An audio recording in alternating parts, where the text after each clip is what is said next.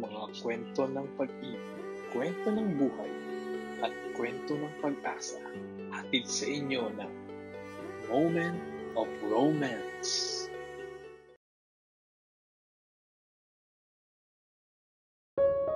Kasalanan nga ba ang magmahal sa maling tao? Kasalanan ba ang mahulog sa taong hindi naman iba sa'yo? Pero paano kung ang taong iyon ang siyang nandyan para paligayahin ka? Matatanggihan mo ba? Ako nga pala si Christian, isang call center agent. Tubo akong probinsya, nakatulad rin ng iba na nakipagsapalaran dito sa Maynila. Mahirap lang kasi ang buhay namin doon. At tanging pagtatanim lang sa bukid ang halos ikinabubuhay namin sa araw-araw. Kaya naman, nang makapagtapos ako ng high school at nagkaroon ng pagkakataon na magtrabaho sa Maynila, ay hindi na ako nagdalawang isip pa na mamasukan doon. Noong una, ay namasukan muna ako bilang boy sa kamag-anak ni tatay. Pero nang makapag-ipon, ay ipinagpatuloy ko rin ang aking pag-aaral sa kolehiyo. Ngunit sa kasamaang palad ay hindi ko natapos yun. Dahil kinailangan kong suportahan na ang aking pamilya sa probinsya. Nagkasakit kasi si tatay, dahilan para hindi na ito makapagtrabaho. Kaya naman, imbes na nakapagtapos sana ako sa kolehiyo, ay mas pinili ko na lang din na tulungan sila. Mabuti na nga lang din ay nung mga panahong iyon ay nagkaroon ako ng oportunidad para makapagtrabaho sa call center. Kahit na undergraduate lang ako. At labis ko talaga yung ipinagpapasalamat dahil may taong tumulong sa akin para na rin makapasok doon. Wala nga rin ako nung idea na sa pagtatagpo pala namin iyon ay siya na rin ang babaeng ihaharap ko sa altar. Simula kasi nang tulungan ko siya, ay iyon na rin ang naging simula ng aming magandang samahan. Naging magkaibigan kami ni Winnie. At nang magtagal ay niligawan ko na rin siya. Sa awa naman ng Diyos ay napasagot ko rin ito. Hanggang sa dumating na nga kami sa puntong mag-propose na ako sa kanya at magpakasal. Sa totoo lang, ay sa unang pagkakakilala pa lang namin ni Winnie ay hindi ko na ito pinakawalan pa. Palagi ko siyang niyayayang kumain sa labas o kaya naman ay dinadalhan ko siya ng pagkain. Mukha namang nakita niya noon ang effort ko, kung kaya't nahulog na rin ang loob niya sa akin. At dahil pareho lang din kami nito ng pinapasukan, ay madali ko lang siyang naligawan. Kaya naman nang sagutin niya ako at pumayag itong magpakasal, ay hindi na ako nag-aksaya pa noon ng oras. Umuwi ako noon sa probinsya upang ipaalam sa aking pamilya ang plano ko. Sa awa naman ng Diyos ay hindi nila iyon tinutulan. Bagkos ay binigyan pa ng basbas para sa gagawin namin yon. Bago naman kami ikasal ni Winnie, ay hiniling nitong sa bahay na lang nila kami tumira. Dahil wala raw kasama ang mama niya. Sinang-ayunan ko naman yon. Dahil sa isang banda ay pabor din naman sa aming mag-asawa yon. Sapagkat may kalapitan lang ang trabaho namin sa bahay nila. Isa pa, ay ayoko rin namang mag-alala si Winnie sa kanyang ina. Dahil sa oras na maikasal kami nito ay magiging isa na rin kaming pamilya. Kaya naman iyon ang nangyari pagkatapos namin itong maikasal. Buong puso naman akong tinanggap ng mama ni Winnie sa kanilang bahay. Sa katunayan ay mama na nga rin ang gusto nitong itawag ko sa kanya. Kaya naman simula noon ay naging maayos rin ang pagsasama naming mag-asawa doon. Kasama si Mama Helena. Mabilis na lumipas ang panahon. Hanggang sa hindi namin inaasahan na bigla na lang magpapawas ng empleyado ang kumpanyang aming pinagtatrabahuhan. Sa kasamaang palad ay isa ko sa natanggal. Samantalang si Winnie ay nanatili doon. Gayunpaman, hindi naman naging hadlang sa akin yon para mawala ng pag-asa. Dahil nang mawalan ako ng trabaho ay kaagad na akong nag-apply sa iba. At maswerteng natanggap bilang security guard sa isang bangko. Yun nga lang, medyo may kalayuan lang sa lugar namin ang aking pagjujutihan. Pero ayos na rin. Total naman ay may motor ako na service. Kung kaya't makakauwi rin ako araw-araw. Ngunit ang kapalit naman nun ay hindi ko na maisasabay si Winnie sa pagpasok. Dahil magkaiba na kami nito ng destinasyon. Isa pa ay may pagkakataon pang magkaiba kami ng oras ng uwi nito. Dahil katulad niya ay may panggabi rin akong duty doon. Simula naman noon ay naging madalang na ang pagkikita naming mag-asawa. Hindi rin kasi namin maiwasan na magkaiba talaga ang nagiging oras namin nito sa trabaho.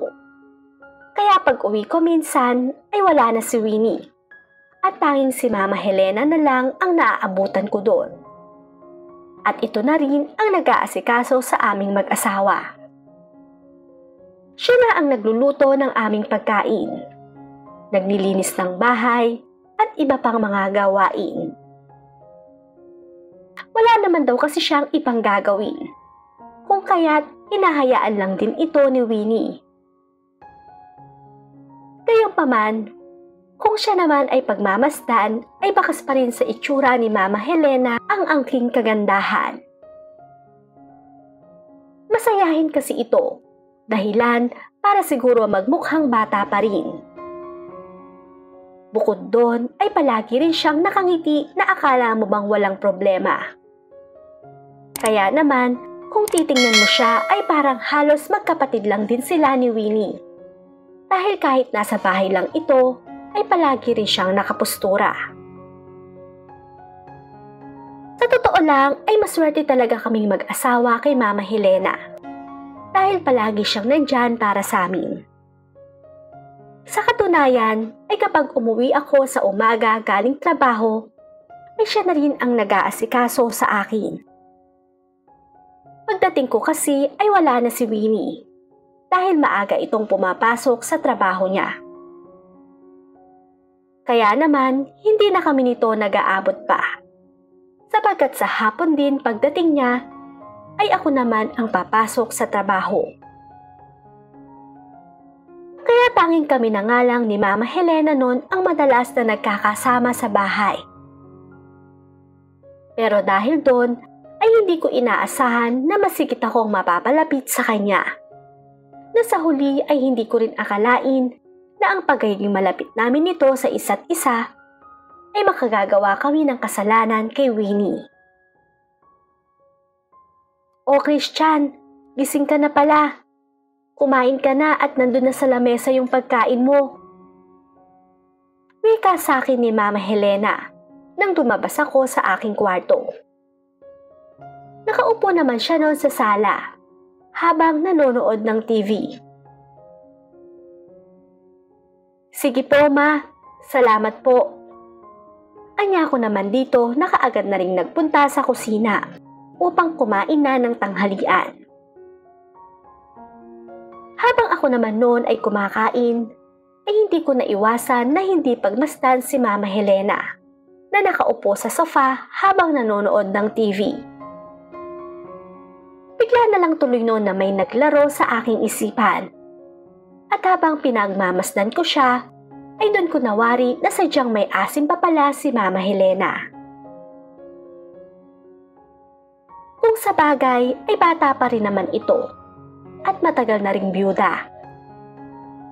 Simula kasi nang mamatay ang papa ni Winnie ay hindi na ito nag-asawa pa. Ngunit sa kabila nun ay hindi naman ito napabayaan ang kanyang sarili. Kung kaya't maganda at sexy pa rin si Mama. Bukod doon ay para bang nasanay na rin siyang mag-isa. Marahil ay mas gusto na lang niyang gugulin sa bahay ang kanyang oras. Kaya naman sa tuwing dumarating kami ni Winnie galing trabaho, ay hindi na namin iniintindi pa ang aming kakainin, sapagkat si Mama na ang bahala sa lahat. Basta nagbibigay na lang kami dito ng pera, at siya na ang bahala sa lahat ng gastusin. Isang araw, ay hindi ko inaasahan na unti-unting magbabago ang pagtingin ko kay Mama Helena. Sa pagiging malapit ko kasi rito ay para bang nakampante na akong siya palagi ang nakakausap ko. Kaya naman, kapag may pagkakataon na nagbibiruan na kami, ay umaabot na talaga kami sa puntong nagkakadikitan na ang aming balat. At kung minsan naman ay may mga sulyap din siyang hindi ko kaagad napapansin, na para bang may ibig ipakahulugan.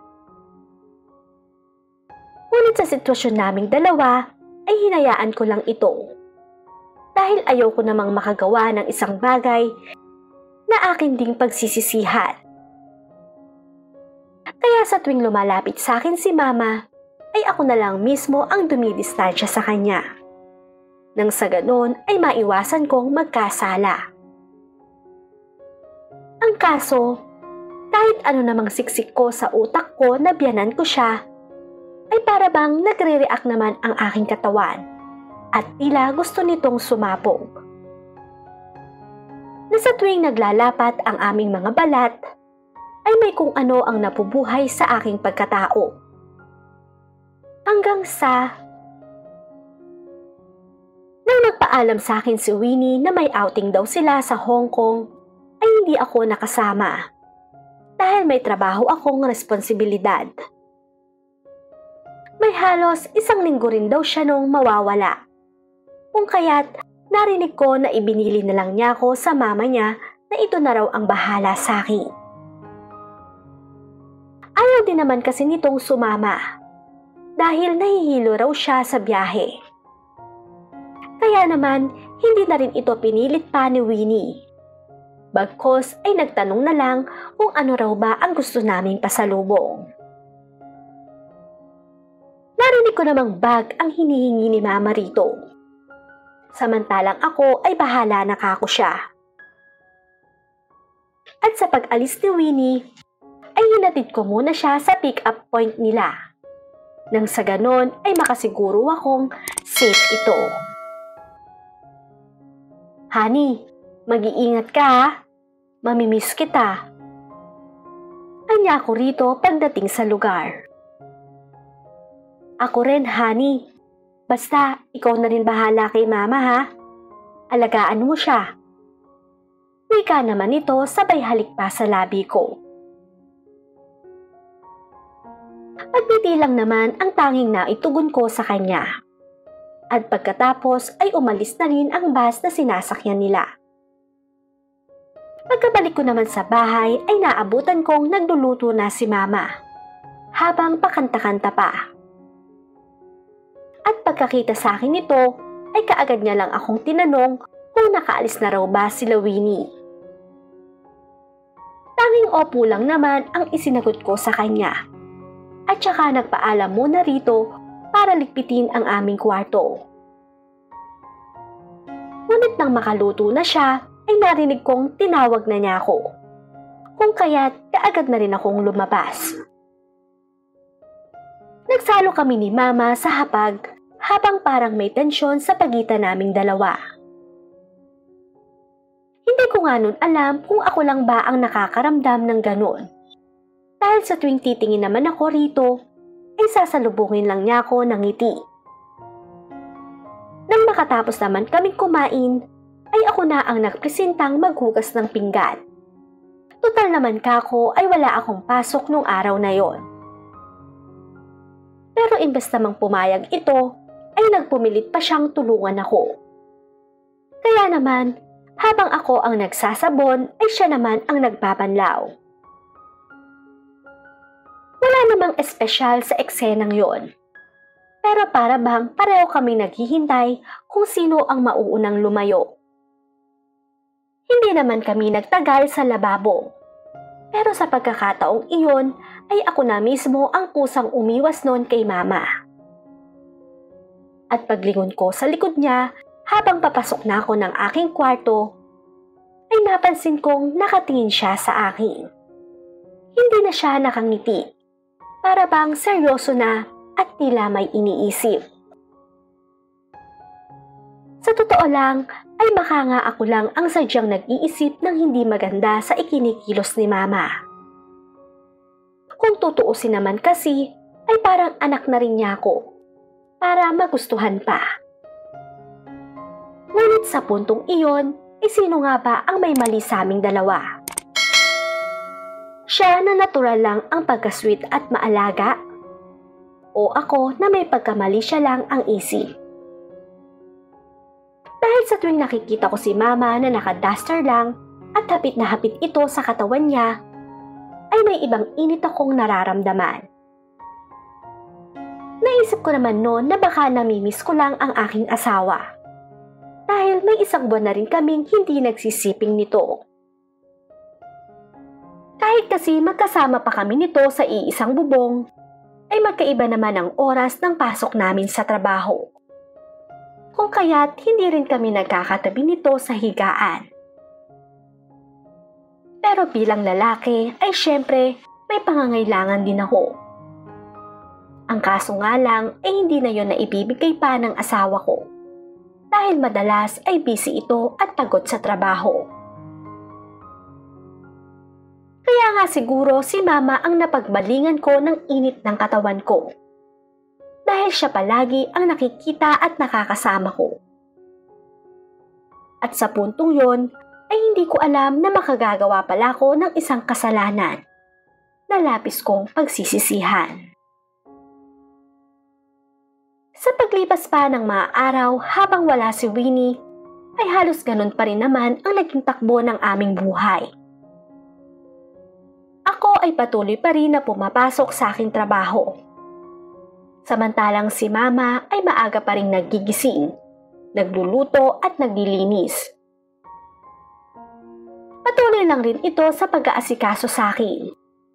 Sa katunayan ay siya na nga rin mismo ang naghahanda ng babaunin kong pagkain. Kaya naman kahit wala si Winnie ay ayos lang. Dahil napupuna naman nito ang pagkukulang ng kanyang anak. Pero pagdating naman sa responsibilidad ni Winnie sa akin bilang asawa, ay dun ako kulang na kulang. Pakiramdam ko kasi ay para na akong bulkan na sasabog dahil sa pananabik dito. Yun nga lang, wala naman akong magawa nun kundi magtiis dahil ayoko namang ilabas iyon sa iba. Subalit nang magkayayaan kaming uminom ng aking mga katrabaho, ay doon na ako hindi nakapagpigil.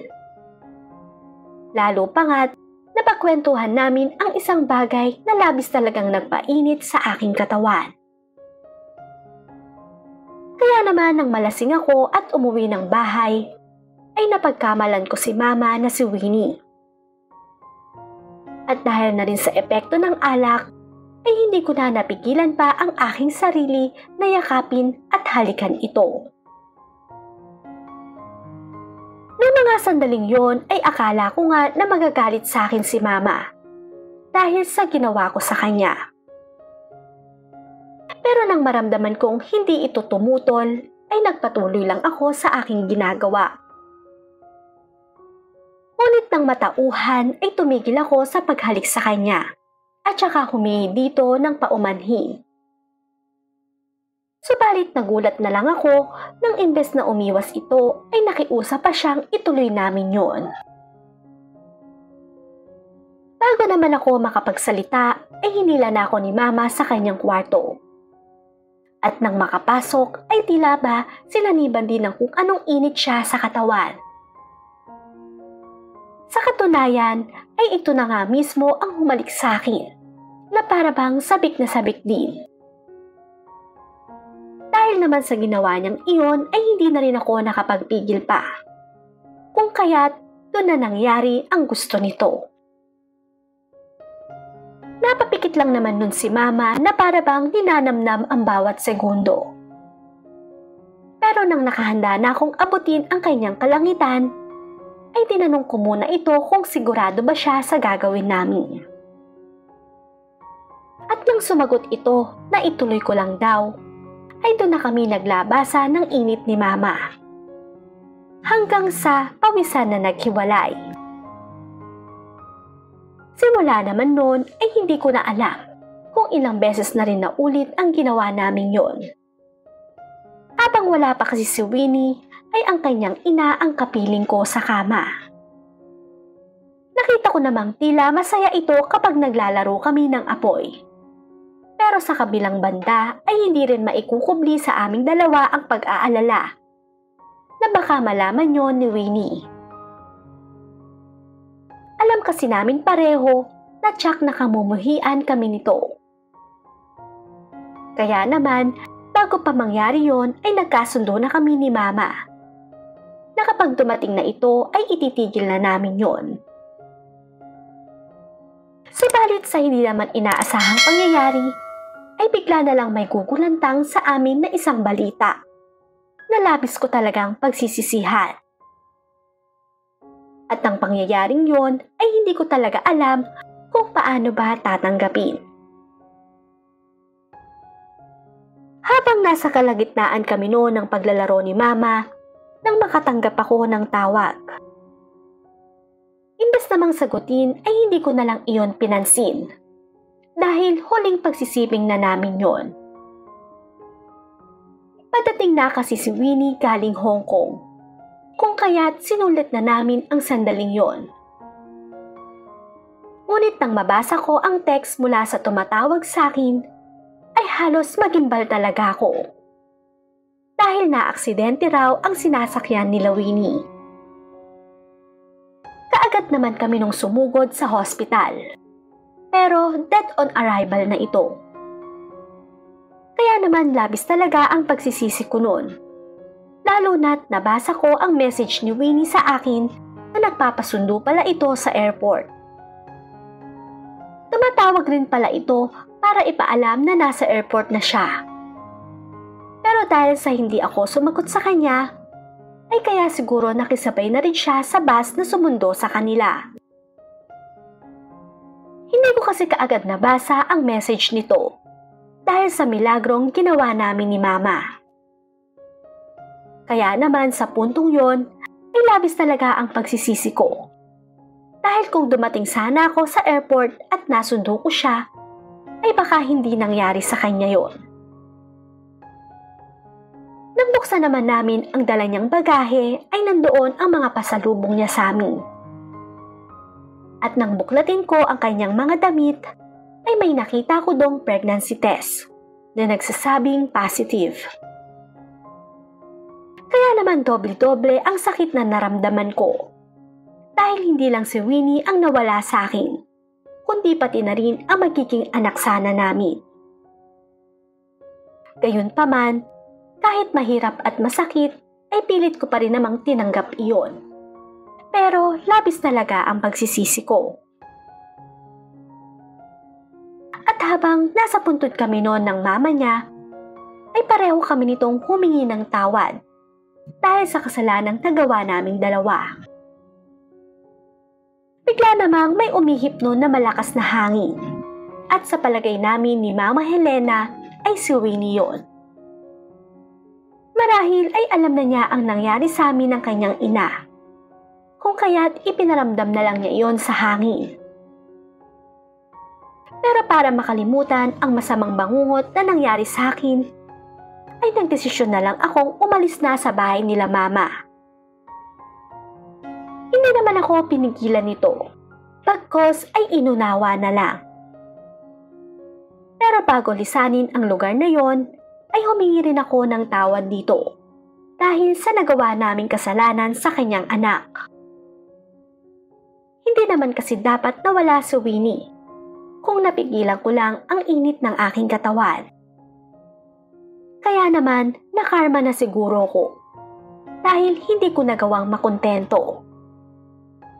At sa bagay na yon, ay habang buhay ko na yatang dadalhin ang bigat na nagawa ko. Dahil ang naging kapalit nun ay pagkawala ng mag-ina ko. Hanggang dito na lang ang aking kwento. Muli, ako si Christian at ito ang kwento ng buhay ko.